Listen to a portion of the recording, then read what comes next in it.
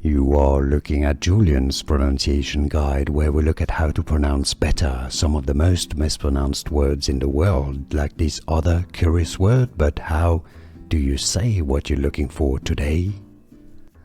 Let's learn how to pronounce those two words that look somewhat similar, but they have a very different pronunciation and, of course, very different meaning. So if you want to learn more vocabulary in English, stay tuned. I've got more videos for you.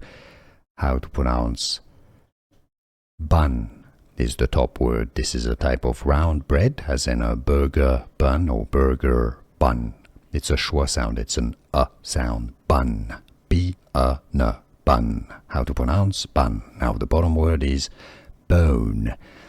For that word you have a diphthong, so you have two different sounds. It's an O. Bone. How to pronounce bone. This is of course what you have in your body. Bones, as in chicken bones or the bones of your body. Bone.